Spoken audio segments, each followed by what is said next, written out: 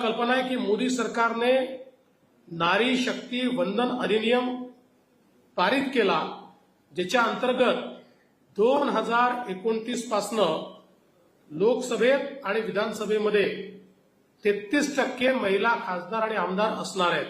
प्रधानमंत्री मातृवंदना योजनेमध्ये 3.98 कोटी महिलांना लाभ मिळालाय. प्रधानमंत्री ग्रामीण आवासमध्ये 73% जी काही घरं आहेत ती महिलांच्या नावाने आहे. उज्ज्वला योजनेत 10.33 कोटी एलपीजी कनेक्शन आहे. सुकन्या समृद्धी खात्यामध्ये 4.2 कोटी आमच्या महिला आहेत ज्यांना 3 लाख कोटी रुपये त्यांच्या खात्यामध्ये मोदीजींनी दिले आहेत.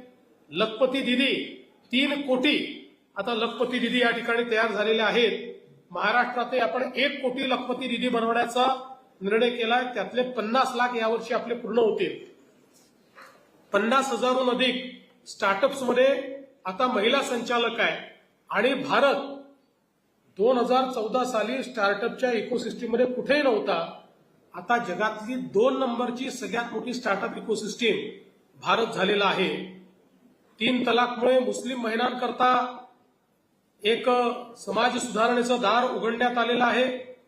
जवळपास 90 लाख महिलांचे बचत गट हे तयार करून 10 कोटी महिलांना त्याच्यामध्ये एंगेज करण्याचं काम हे मोदी सरकारने केलं आहे. पगारी मातृत्व रजा 12 वरनं 26 आठवडे केली आहे.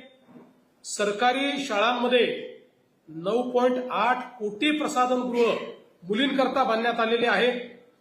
माता मृत्यू दर 167 होता तो 80 वर खाली आलेला आहे.